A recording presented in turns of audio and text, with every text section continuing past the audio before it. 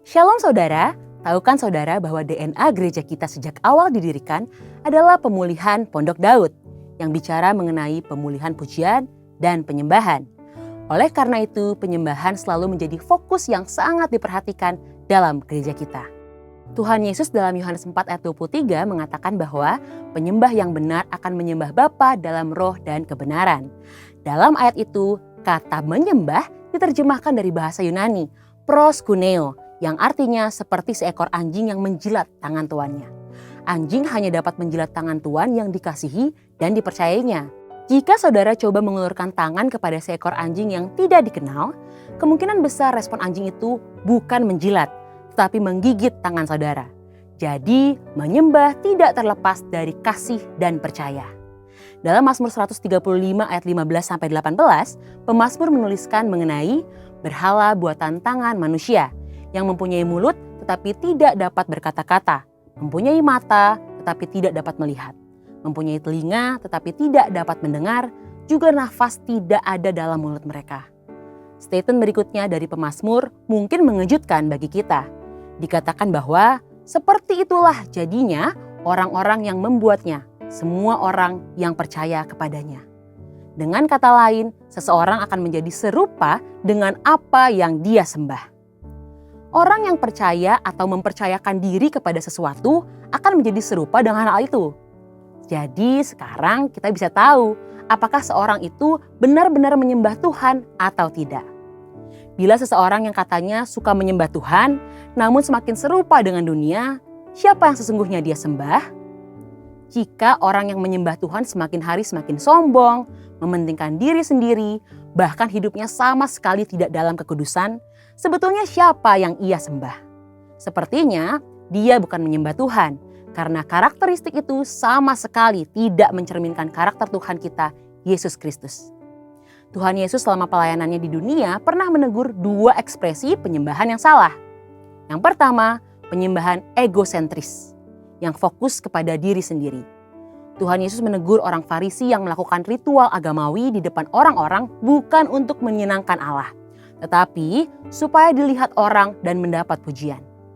Tindakannya sih menyembah, tetapi tujuannya bukan untuk menyembah Tuhan. Tangannya diangkat seperti sedang menyembah, tetapi sebenarnya dia sedang perform supaya dilihat dan dipuji orang. Yang kedua, penyembah bertopeng. Penyembahannya hanya tampak baik dari luarnya saja. Tipe ini secara lahiriah menyembah, tetapi tidak hidup mengikuti kehendak Allah. Tuhan Yesus mengecam ahli-ahli Taurat dan orang-orang Farisi yang kelihatannya bersih di luar, seperti kuburan yang dicat putih di luar, tetapi berisi tulang belulang dan berbagai jenis kotoran di dalamnya. Suka menyembah sih, tetapi dosa jalan terus. Rajin menyembah, tetapi tidak mau hidup kudus. Penyembahannya hanya tindakan lahiriah dan tidak mengenai esensi penyembahan yang sesungguhnya. Saudara, perlu kita ingat, salah satu kriteria penyembah yang benar menurut Tuhan Yesus ialah menyembah di dalam kebenaran atau aletheia yang memiliki arti truth dan juga verity yang berarti kebenaran, kejujuran, ketulusan, dan integritas. Menyembah itu harus jujur, harus tulus, dan harus dinaikkan dari hidup yang berintegritas. Bagaimana caranya supaya kita bisa menyembah dalam standar yang demikian?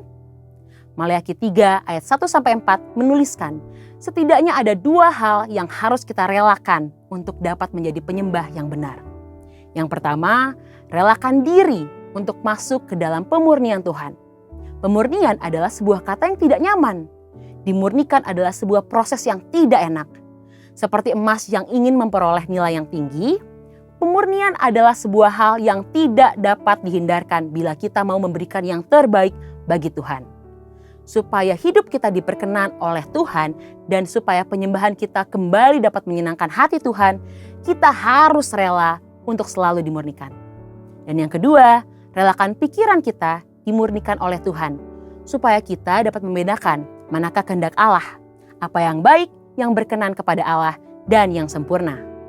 Relakan hati kita dimurnikan oleh Tuhan, karena dari hati kitalah terpancar kehidupan. Jadi saudara, mari menyembah dengan cara yang benar. Biarlah segala pujian, hormat, dan kemuliaan hanya bagi namanya. Saudara, untuk penjelasan lebih lengkap dari tim teologi kami, silakan buka link yang ada di atas atau scan QR Code yang tersedia. Tuhan Yesus memberkati.